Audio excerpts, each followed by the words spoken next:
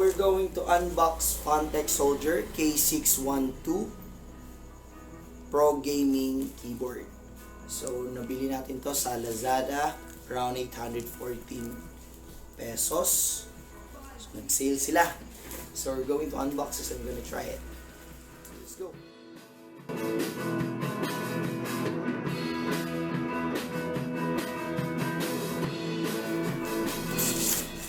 So, ayan. When we unbox it, so ito yung tsura niya. So, medyo, yan nga. Going to open it. Try natin. So, we're going to open it, guys. Nakita natin sa inyo ang laman. Oops. Make sure na meron siyang seal. Yun o, may seal dito. It serves as a wag ninyong tanggapin pag hindi siya sealed.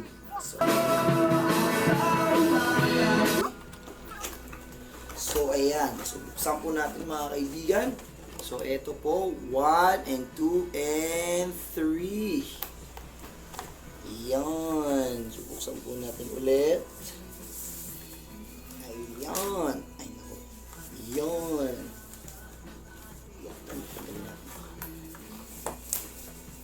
Yun.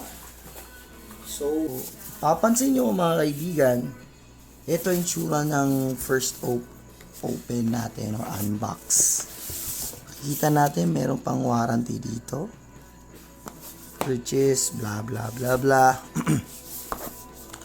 Papansin nyo is parang hindi naman siya, mukha siya branded oh. Tanggal ba to? Itatanggal siguro to. So, we're going to test this thing out. A few moments later. Okay, so try natin yung Fantech K612 RGB gaming keyboard. Tapos tingnan po natin yung mga features dito. Tinry ko lahat to.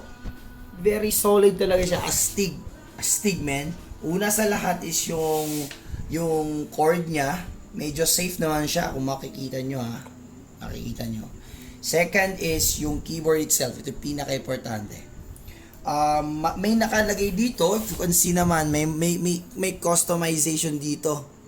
May customization dito. Pinaka-importante yan. The best thing na na-try ko dito is yung color itself. Pwedeng gamitin sa lahat. Okay?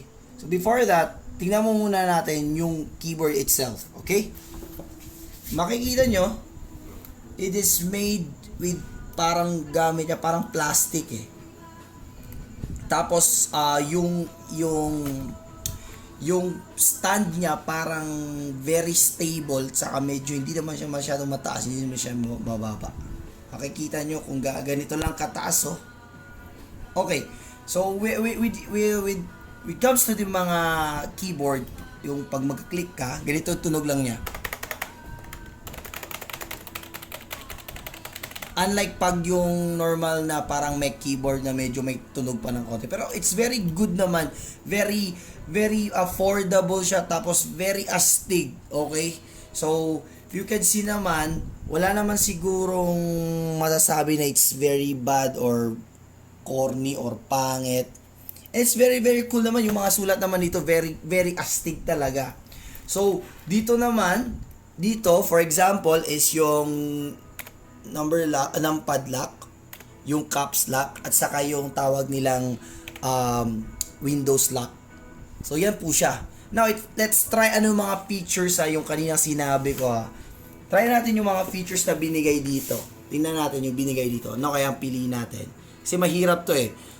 Try natin yung mga common. For example, ito, FN4 tayo ha. FN4 tayo. Try daw natin, FN4. So, yan, running mode, astig no. So there it has colors, it has RGB colors na parang grabe pang swak talaga sa budget. Di mo mafe-feel talaga na mahal hindi mo talaga mafe-feel siya na lugi ka kasi astig talaga men. Tapos let's try natin dito, pinaka common dito is try natin yung, baka siguro ito tayo, Spectrum tayo, FN1. FN1 tayo ha, FN1. Sa FN1, makikita natin dito, ito yung FN1 para Spectrum daw. Try natin na FN2, flip-flop mode. Bakit ba flip-flop mode ba to? Flip-flop mode. Ayan. Okay, FN4, running, yung sinabi ko kanina, tumatakbo. Stig. FN5. FN5 ha, ito, FN5. FN5, breathing to, breathing. So, bali, light colors, tapos, parang matutulog siya. Tapos mamaya, ilipat na naman. So, hindi, FN5 pala to. So, bali, ito static mode to, static, sorry. Static mode to. Tapos, sa FN6,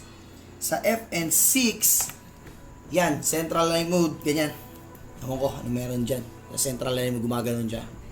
Parang nagre-rainbow. Pride! Okay. So, ito FN. Dito tayo, FN7. Ito pinaka-astig, guys, ha. Sa FN7, ito custom light mode. Custom light, ito pinaka the best type na gusto ko sa dito sa ating Phanteks Soldier K612. Tingnan natin. FN7, sabi niya, FN7. Tingnan nyo ha, ito pinaka-astig. Using this scroll, this up, down, left, and right, kung makikita natin, di mo mapapansin, try natin ha. Press ko dito, natin papalitan yung color. Yan. So, eto, try natin dito. Dito natin papalitan yung color, kunwari blue. So, press ko naman to sa right side. Eto, pwede kong palitan yan. Dito naman sa kabila, dito na portion, pwede nyo palitan. Alright. Dito na naman, dito, pwede din. Dito naman tayo sa region dito. Yun. So, ganyan po guys yung kaastig ng RGB keyboard po.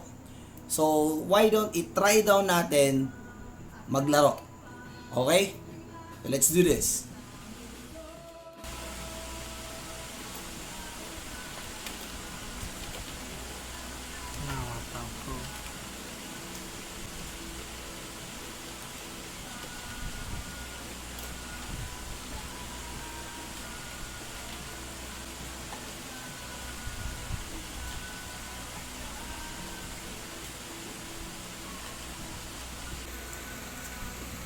Yes!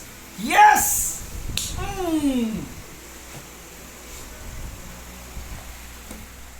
So, yun nga guys, we have reviewed the Phanteks Soldier K612 Pro Gaming Keyboard, and my final verdict dito is maganda siya.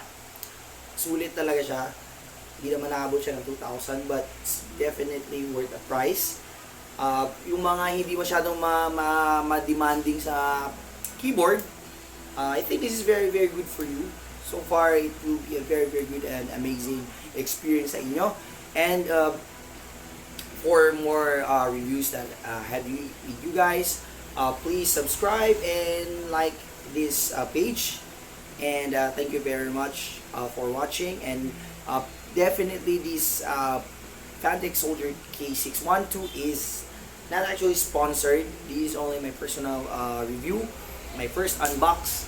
And yun nga, hopefully you had good time with my review, and see you soon.